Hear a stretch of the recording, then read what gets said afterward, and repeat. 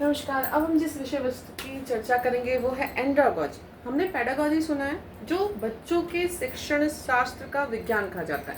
वैसे ही जो एंड्रागॉजी है वो वयस्कों के शिक्षण का विज्ञान कहा जाता है। मतलब कह सकते हैं जो वयस्कों की शिक्षा पद्धति है, उनका जो शिक्षण प्रक्रम है, उससे संबंधित जो आपका टर्म है वो एंड्रागॉजी होती है।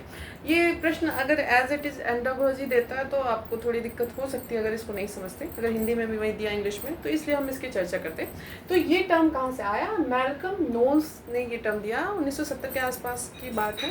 उन्होंने ये माना कि जो बच्चा है वो तो हम उसको पूरा स्लेट मान सकते हैं या मान सकते हैं कि उसको थोड़े बहुत अनुभव है, बट जो वयस्क है वो कोरा स्लेट नहीं होता। उसके पास अपने अनुभव होते हैं, जो उसने जीवन जिया है, बहुत सारी चीज़ें होती हैं, पूर्वाग्रह होते हैं। तो इसलिए उनकी जो शिक्षण पद्धति है वो भिन्न होनी चाहिए।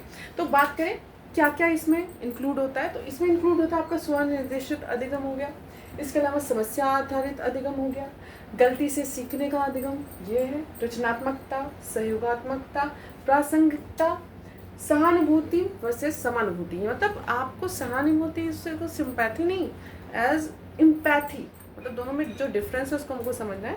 तो इम्पैथी ये नहीं, जैसा आप अनुभव करते हैं वैसा हम भी अनुभव करते हैं, तो वो असहज ना हो, उसको निम्न ना महसूस हो, ये सारी चीज़ें।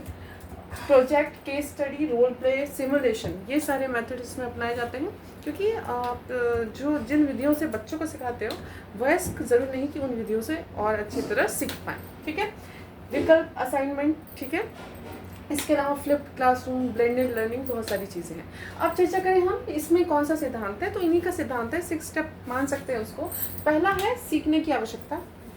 क्या आवश्यकता है सीखने की, क्यों सीख रहा है? बहुत सारे कारण हैं इसके पीछे, जैसे प्रमोशन के लिए, नई नौकरी के लिए, निरक्षर है साक्षर होने के लिए, और कह सकते हैं कि मतलब कुछ नया करने के लिए। ठीक है, ये सारी चीज़ें होती हैं, तो सीखने की आवश्यकता।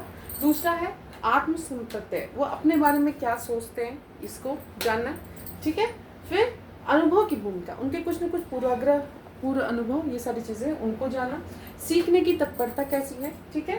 फिर सीखने का उन्मुखीकरण या समस्या केंद्रित व्यवहार, तो फिर किस प्रकार से वो इनिशिएट करेंगे सीखने के लिए, उस चीज़ को हम यहाँ देखेंगे।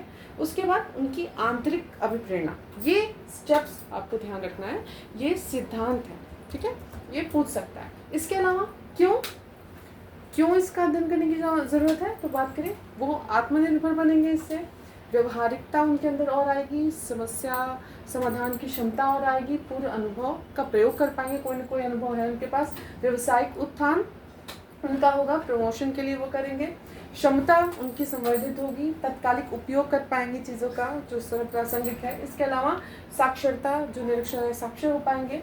अभिभावक हैं तो अपने बच्चों के लिए करेंगे, ठीक है, सीखेंगे और नया कि ताकि अपने बच्चों को और ज़्यादा प्रोग्रेस वो करा सके, नई नौकरी के लिए कर सकते हैं। ठीक है। मूल्यांकन इसमें कैसे करते हैं, तो जो जैसे मूल्यांकन चीज़ें हैं अब एनईपी में, वो सारी चीज़ें हम यूज़ करेंगे, थोड़ा सा डिफरेंट भी है। जैसे पीयर आपका मूल्यांकन हो गया, फीडबैक हो गया, इसके अलावा आप कह सकते हैं कि स्व मूल्यांकन हो गया, अनुभवात्मक मूल्यांकन हो गया, रचनात्मक हो गया, सकारात्मक हो गया, सुधारात्मक हो गया, क्षमता संवर्धन करने वाला मूल्यांकन हो गया। ठीक है। इसमें ये नहीं कि पास फेल करना है, उन्होंने जो सीखा उसका रियल लाइफ में क्या यूज़ करते हैं, इस सब चीज़ों पे ज़्यादा बल दिया जाता है। तो ये हमारी एंड्रागॉजी, और नेक्स्ट टॉपिक का हम अगले वीडियो में अध्ययन करेंगे। धन्यवाद।